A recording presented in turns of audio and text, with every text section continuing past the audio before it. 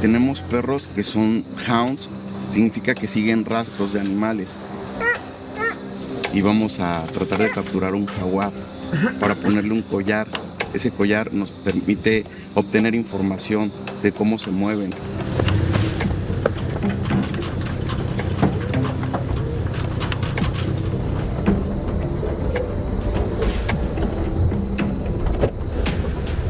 So what we're going to try is to look for a fresh scent of jaguar, and when we find it, we will let all the dogs go. So all of these dogs will get out and then do the search.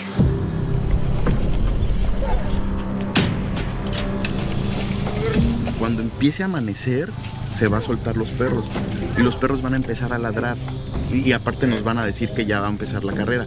Entonces los perros van a seguir el rastro hasta que encuentran el jaguar y lo obligan a subirse a un árbol. The dogs are right on the side of the road. They're about to be released onto the path. On Mexico's southern border, this is a critical search for jaguars, counting numbers, tracking movement.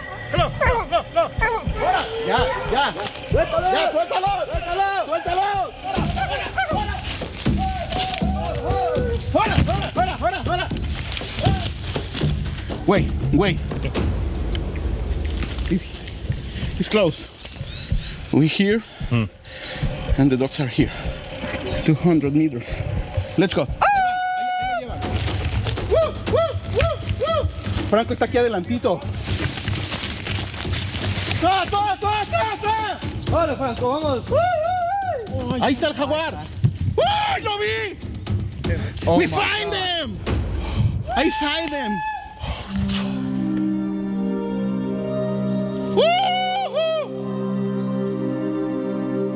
After 3 days on this search, we only catch mere glimpses of a jaguar before it disappears.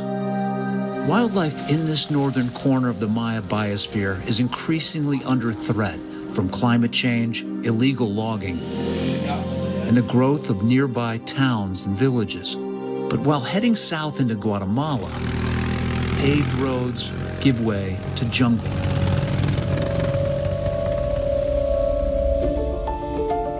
This team is taking us to where the story of the Americas begins, to a remote part of Guatemala, Mirador National Park. The Maya civilization thrived nearly 2,000 years ago and mysteriously just collapsed, leaving behind ruins hidden in these rainforests. It wasn't until the end of the 1970s when the archaeologists realized that pieces of land here were covering Mayan structures made of stone, many of them temples, pyramids. But now these lands are under threat from logging, climate change, and even organized crime. We saw one laying right down here. Looks like it's crashed. These are the last lands, the national parks around the world, that have to be saved.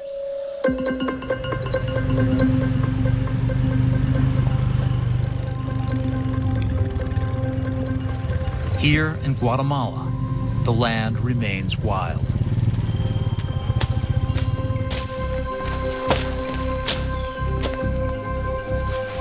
Ah, sí. Bueno, tenemos un jaguar. El rey de la selva. En verdadero nombre en Maya Itza es Balán. Jaguars here are considered gods. Que en la cultura maya el Balán es el protector tanto espiritual como cósmico. Cuando encontramos un jaguar en nuestro camino, estamos recibiendo la bendición de nuestros abuelos, porque el jaguar para la cultura maya es Dios, el protector de la selva. For Pulga Garcia, his work as a ranger has been a spiritual mission. His boss Paco has been protecting this park for nearly 2 decades. You get jaguars everywhere. I love jaguars. These jaguars that you see all around here, they are made in El Remate here in Petén. There is a group of people that love to do these artesanías.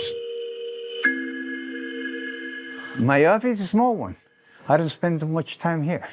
Most of the time I'm on the field. You moved here? I've been here since I was 7 years old. I went to school in Guatemala City and come back here every vacation I had. What do your kids think about what you're doing? They love it. They feel proud of me because what I do. Paco's full name is Francisco Asturias. Orale. He runs this team of 6. You've been threatened already. All of them are threatened. All of them. They are the ones who do the real job. They're the ones that take people to jail. They tried to get asylum, to get to the United States. It's a threat from the cartels. Hunters, illegal loggers. Anybody that's being stopped by them want to kill them. They call themselves the Genesis Team. They stand on the front lines between this park and all of the threats that surround them. You can see that each one of them have body protection, as if they're going to war, not into a national park. There are only 3 ways to get into Guatemala's Mirador National Park: charter a helicopter, take a grueling 3-day hike, or the way these rangers do it.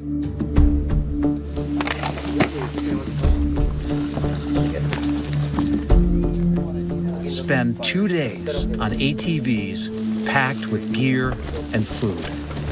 We're going to pack up this ATV, and then the rest of the team, we're going to follow each other up the road to finally get to the pyramids. So it's going to be long. Let's just say we're going to get a little car sick, I think.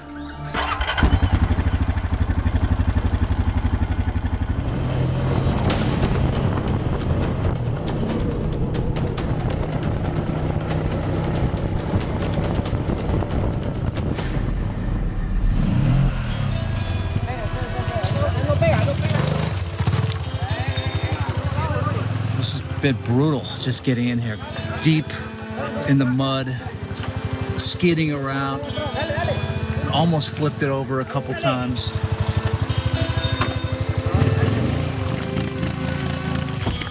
This is a lot harder to get in here, I think, than I expected. Let's put it that way. 2 of the vehicles at least have problems. One's got to be towed by the rope just to get it through the muck. We have to push. Now we're all just completely covered with mud. So this has been quite a test.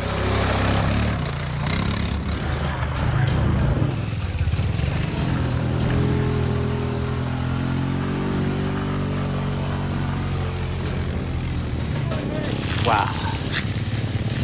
I didn't think I was gonna make it. This is what vacation's about.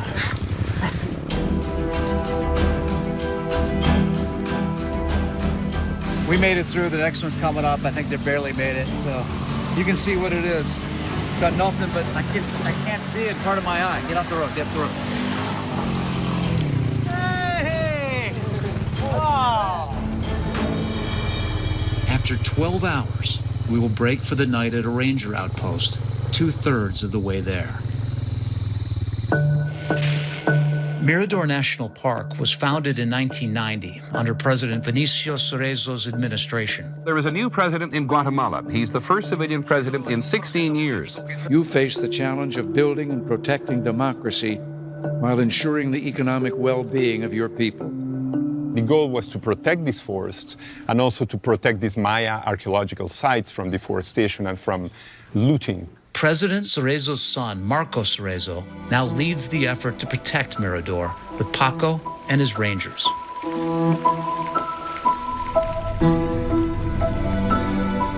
Now we have communities that have settled around these national parks. So human pressure is increasing. Cattle farmers, loggers, hunters are all looking to spill over into Mirador National Park, often coming into conflict with the rangers. The people seen here were arrested by Paco and his rangers earlier this year, caught clearing parts of the park. There is no more land to grab. If they keep on grabbing land, they'll destroy the archaeological sites, they'll encroach national parks, and they'll go into Mexico, right? There's no more land to conquer. De una la vamos a poner en la sombra. La verdad es lamentable. Te das cuenta, tenemos que improvisar. No tenemos los recursos. Ahí está. La verdad, la selva está pidiendo auxilio. Pero nosotros hacemos lo que podemos. Seguimos cuidando y protegiendo la poca biodiversidad que tenemos. Está bien pegado este. Y sobre todo protegemos la selva. If we stop doing our job, it will be very sad news. Saddest thing is we're running out of money. Everything we have been constructing in the past 19 years to take care of a national park, it will fall away. I mean, it will go down if we don't keep patrolling every day. We can't rest.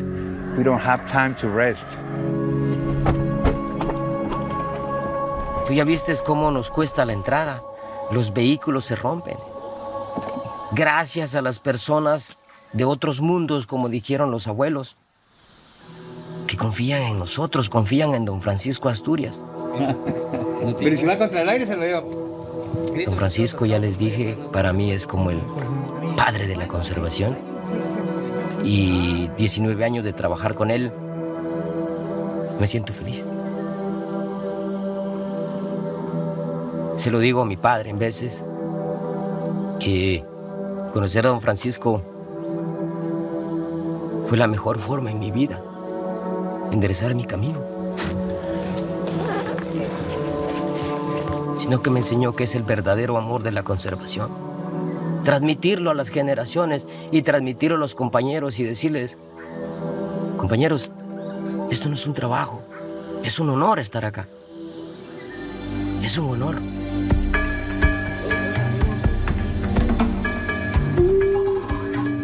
Okay, day 2, let's go. Wrap it up. I think it's not as much mud today as it was yesterday.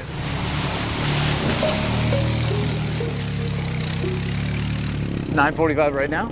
Yeah. So we'll get there 10:45? 11:30, something like that. The number keeps getting higher.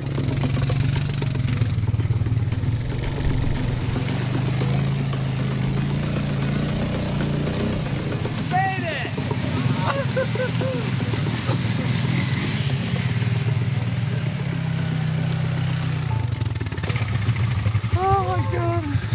This is why there's hardly any tourists out here. This is how you get there. This makes this even more unique and special. They said it's the most beautiful thing they've ever seen. So we got to keep going. We protect the most beautiful thing you will see in your life. As the trees slowly begin to break, revealing limestone, monuments, even temples, you begin to see the bones of an empire, defiantly still here.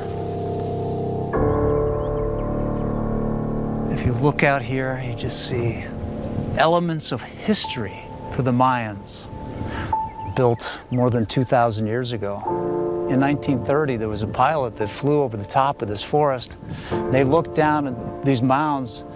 They thought this was a volcano. Me siento tan feliz, no solo de proteger y conservar el patrimonio natural y cultural, sino que también esto viene parte de mi etnia, parte de mi linaje. Our new home for the next few days is this archaeological site that was created almost 50 years ago by an American, Dr. Richard Hansen.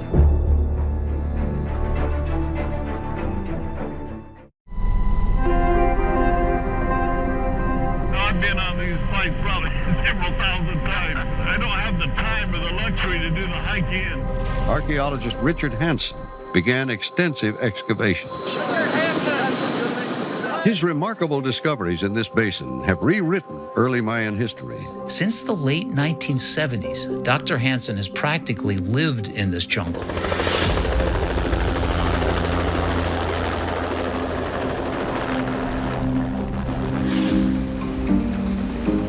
Nice to meet you, Fonda. Yeah, great to be here. Thanks for taking the time to come. Yeah, good. Welcome to Mirador. This is one of the great ancient cities of the world. I know.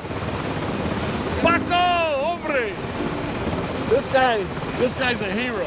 It's clear that these two are protecting more than an ancient civilization, but also a thriving rainforest. I did a little interview with some tourists a little while back. What did they like most about Mirador? They liked the animals.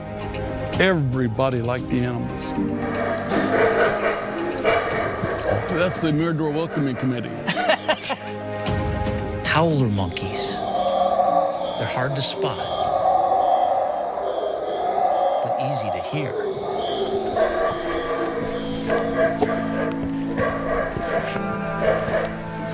All of the mounds that we've seen look somewhat like this underneath. They have stairways, walls, art, masks, platforms, floors, all underneath that mound of dirt. One time the sunshine was shining on this wall. So that's the red color we have. The red colors. There's the original color. You can even see the brush strokes from the paint brushes.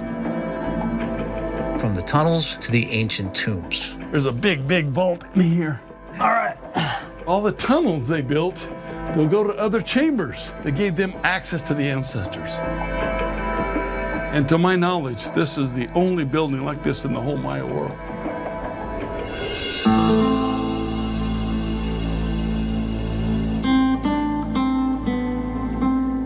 Everything here is before the time of Christ.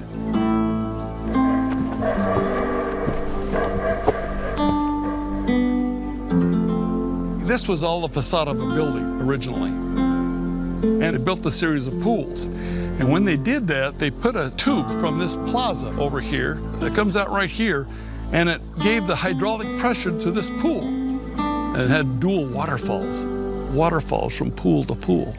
You can still see the ancient art on this building. This is the celestial serpent, and there's the eye and the eyebrow. It's got a breath scroll, so it's alive, it's a living image. In the middle of the celestial dragons is this guy swimming.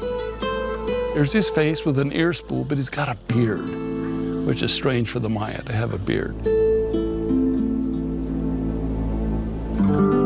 After the collapse of the Maya civilization, these great cities lay hidden for thousands of years, buried beneath the jungle. But now, through the labor of Richard Hansen and his fellow archaeologists, the past is rising again. Using revolutionary laser scanning called LiDAR, scientists have uncovered a lost network of Maya pyramids, mapping more than 900 lost settlements. To find something like this must have been pretty shocking. It's sensational. It's the story of the Maya. Yeah, you get an image of the people. It seems like the biggest evidence of what they were like. The background was painted red originally. I'm going to show you the original colors of the art. With just a little water, these monuments, so pristinely preserved, show their true colors. Is that a nose? There's two nostrils right there. Yeah. Recognize this. Look at that. There's the ear spool to the side and another ear spool on this side. This is the first time this has been videotaped. Yeah. That is kind of fun to be able to piece that story together and weave that intricacy together with isotopes and phytoliths and carbon and DNA, all those factors that help us understand the story. Dr. Hansen says he wants to protect the purity of the land, but also believes that tourism, if it's controlled, You gotta save the system. could raise the money to maintain the park and to keep the criminals out. While many locals support it, there have been opponents arguing that tourism is potentially damaging, accusing him of upending their culture as a foreign outsider.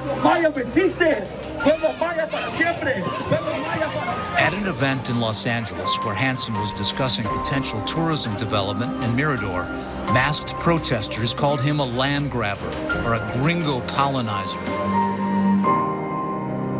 You're not a citizen of this country. You're a foreigner that came in to, I don't want to use the word impose, and that may feel, and I know I've seen this a little bit, resentful. Yeah, I agree. You can't change that part. I can't change that. I'm just the messenger.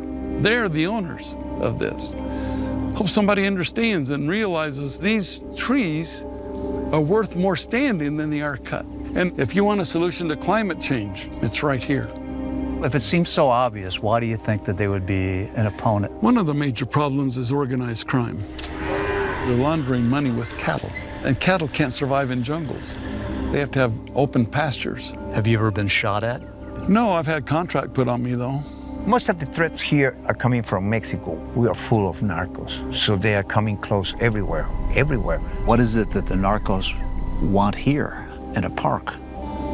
Easiest spots to make airstrips. Just lurking in the shadows of these ruins are the cartels.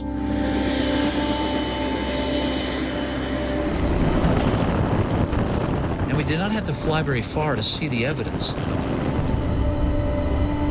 Even our pilots know what's happening here.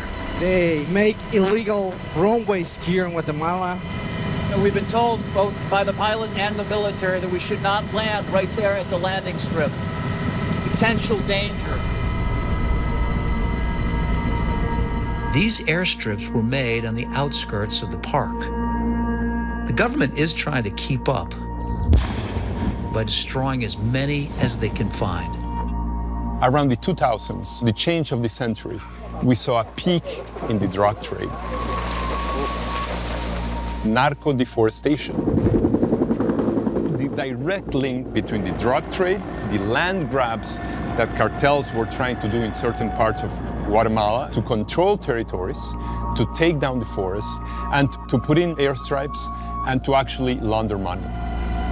Authorities say Guatemala is a stopping point for cartels, either to refuel or to leave their jets there on the ground and continue across the Guatemala-Mexico border by car or even on foot. We saw one plane right down here. Looks like it's crashed and it's burned to the ground. It's very common, sadly, here in Guatemala to see they just use the aircraft for one mission. They don't care to crash them. If they crash, they burn them, escape with their stuff. Drugs are not going through the park because we have strong presence and we're patrolling it. But they're going, I would say, around it. Right around the edges. Right around the edges. But there's always this desire to grab more land and control more territory. So it could move into the national parks. They are looking for areas that have low government presence, few people, and of course areas in which they can move in and set shop. Have people been killed because of this? Over the years, certainly. Fundaeco has lost 5 park guards. This is a chess game that's played above our heads. We are just pawns in this game, and if it wasn't for Paco, Mirador National Park, this archaeological jewel, would have been invaded. A base de todo esto se han venido muchos problemas, amenazas. He tenido 500 amenazas de muerte en lo que va de mi trabajo, pero siempre queremos seguir con el corazón de conservacionista. Porque nacimos aquí y transmitirla a mis hijos y de mis hijos a sus hijos. Porque si perdemos esta selva, ya nos morimos.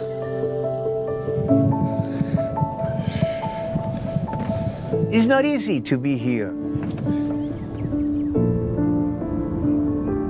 It's not easy. I mean, you have to have something special. You at 64 years old coming through those roads with old ATVs. You have to love what we are doing here to keep doing it. And without help, you get tired.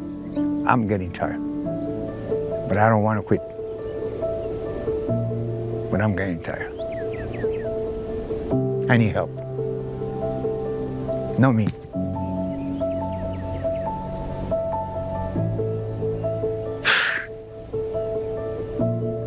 How? I'm losing the fight.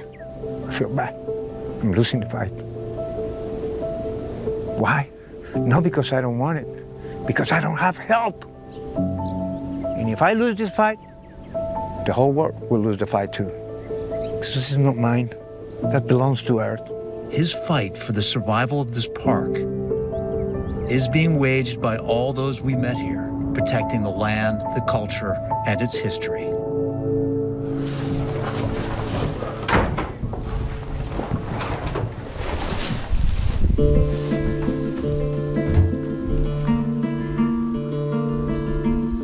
Gustazo. El placer es mío. Gracias por todo lo que hacen ustedes, son los héroes.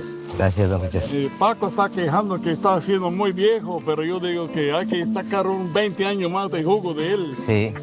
Y ustedes son la otra generación que le van a seguir la lucha. Así es, don Richard. The dream is in 100 years, after you and I are long dead and gone, that our kids and grandkids can look up here and see the same thing.